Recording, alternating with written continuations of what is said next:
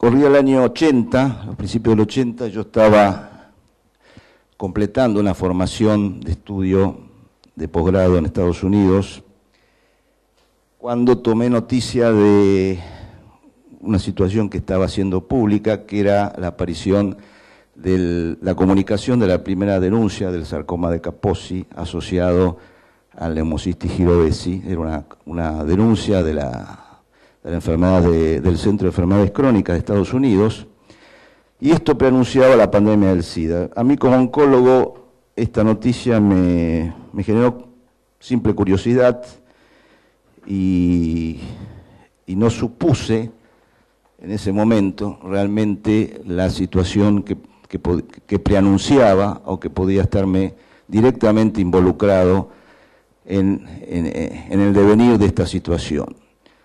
Hasta el momento la Asociación Oncólogo-Infectólogo estaba limitado fundamentalmente a el manejo de las complicaciones que teníamos fundamentalmente con la implementación de nuestros tratamientos inmunosupresores en un paciente ya probablemente de base inmunocomprometido, como es un paciente oncológico.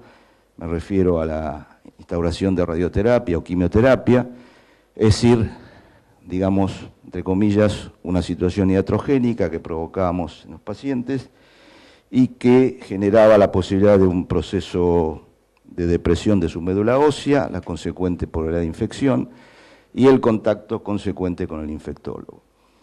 Es decir, teníamos un contacto que era estrictamente circunstancial y en gran medida solucionable. Con el devenir de esta situación, de esta pandemia, nos vimos un desafío enorme.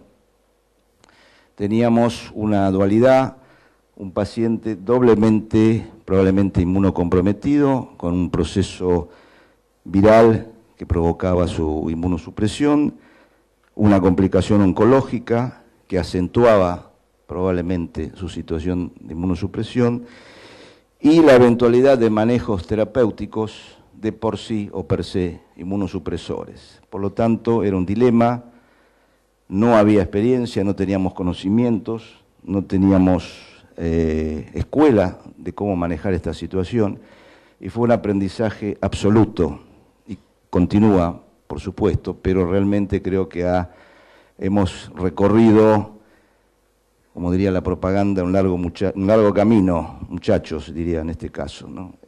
Porque sinceramente fue un punto de partida bastante conflictivo y con bastante desconocimiento.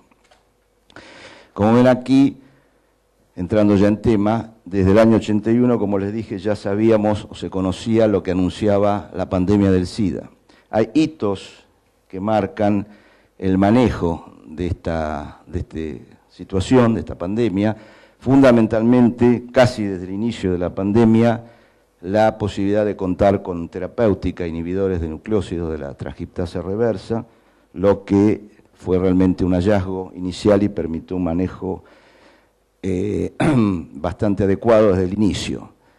Se mejora en la década del 90 con los inhibidores de proteasa y los no nucleósidos de la transcriptasa reversa, y fundamentalmente lo que se considera un avance extraordinario es la posibilidad de la determinación de combinación de 3 o más drogas, lo que se llama hoy HART.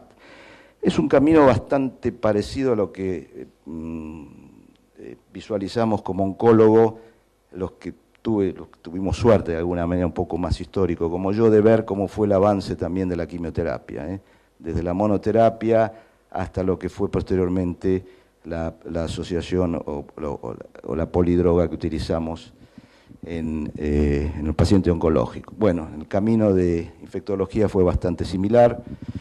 Esta asociación mejoró fundamentalmente la inmunosupresión, la función inmune, el conteo de CD4, las complicaciones infectológicas, y por ende se disminuyó notoriamente, por suerte en la actualidad, la mortalidad por esta enfermedad, y hoy podemos decir que se ha transformado en una enfermedad crónica y bastante manejable. No obstante, el problema desde ya no ha desaparecido. las últimas estadísticas que tenemos de Estados Unidos, se estima que hoy hay aproximadamente más de 1.200.000 personas infectadas con HIV solamente en Estados Unidos. Desde el comienzo de la pandemia, como dije, ya era evidente de que de la pandemia HIV-Sida, era evidente que en el enfoque, en el encuadre clínico de esta enfermedad, se incluía un aumento manifiesto de la incidencia de ciertas neoplasias malignas. Con sorpresa también las neoplasias malignas más frecuentes no eran las más frecuentes en la patología oncológica cotidiana. Desde ya el sarcoma de Kaposi, hasta ese momento, por lo menos el que les habla, había visto un solo caso de paciente endémico. Es decir, recuerdo, era un paciente viejito con antecedentes de la cuenca del Mediterráneo, encuadraba lo que sabíamos exactamente lo que era el sarcoma de Kaposi, una enfermedad rara que cada vez que veíamos un paciente teníamos que volver a la fuente del libro porque no estábamos absolutamente actualizados con el manejo ni el conocimiento de esta enfermedad. Sin embargo, el Kaposi prácticamente desde el inicio marcó un comienzo de lo que se evidencia con otras enfermedades oncológicas que fueron consideradas como definitorias, o sea que su presencia per se marcaba el complejo del síndrome de inmunodeficiencia adquirida o SIDA. Desde el comienzo, como dijimos, fue el sarcoma de Kaposi, ya desde el año 81, prácticamente desde el comienzo de la pandemia. Luego, desde el año 85, se considera como enfermedad marcadora linfomas, fundamentalmente los linfomas no Hodgkin, del tipo intermedio, agresivo, y fundamentalmente también la presencia del linfoma primitivo del sistema nervioso central. Como verán, la presentación tanto del sarcoma de Kaposi como del linfoma no es lo habitual en las presentaciones del paciente no inmunosuprimido. Generalmente el sarcoma de Kaposi es una enfermedad con múltiples presentaciones, tanto cutáneas como viscerales, y el linfoma que se nos presenta es de la categoría agresiva, de inicio. Y la presencia de un linfoma extremadamente raro que vemos en la práctica cotidiana, y sin embargo en el complejo HIV-Sida no letal, en la presentación del sistema nervioso central. Y desde la década del 90, el año 93, la presencia de neoplasias marcadoras como las intraepiteliales cérvico-anales.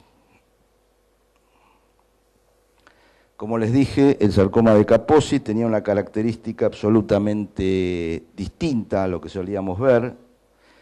Se presenta como un tumor multicéntrico, vascularizado, es la más frecuente en los pacientes HIV. Su incidencia representa 50.000 a 100.000 veces mayor en pacientes con infección HIV que respecto a la población inmunocompetente. Verán, es absolutamente distinta a lo que solíamos ver, absolutamente masiva en cuanto a su incidencia. Los linfomas, desde el año 85, como les dije, ya se incluye a los pacientes que tenían fundamentalmente linfomas de células B agresivas.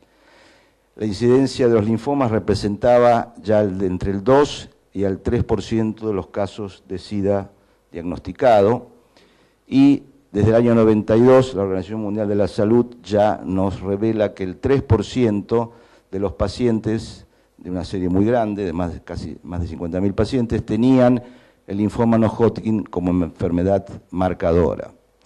Mientras que el Instituto Nacional del Cáncer de los Estados Unidos estimaba que las posibilidades de desarrollar un linfoma es casi 20% a los 36 meses de haberse iniciado la terapia antirretroviral.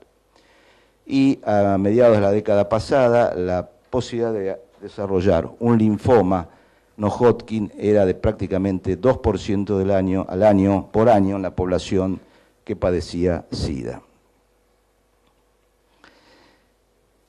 Las neoplasias intraepiteliales cervicoanales también ya considerada una enfermedad marcadora, fundamentalmente en ambos sexos, desde la década del 90.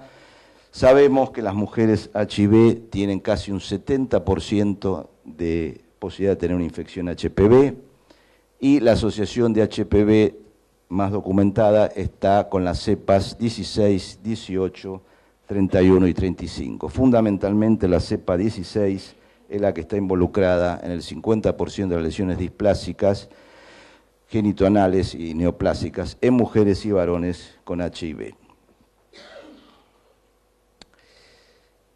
Sin embargo, el espectro de presentación oncológica no estaba limitada exclusivamente a las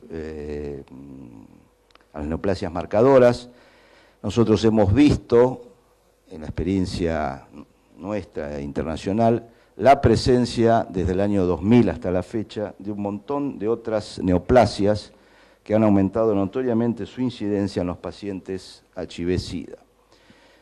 Desde las más variadas, de las más infrecuentes en la patología cotidiana, como ser hepatocarcinomas, leucemia, tumores oncohematológicos, leiomiosarcomas en niños, conjuntivales, invasores, tumores de cabeza y cuello, y los tumores también sólidos más habituales que solemos ver en la práctica han aumentado su incidencia, tanto cánceres de mama, cánceres de próstata, fundamentalmente en presentaciones con estadios más avanzados de inicio, estadios locorregionales, estadios 3 o 4, que representa ya una situación metastásica.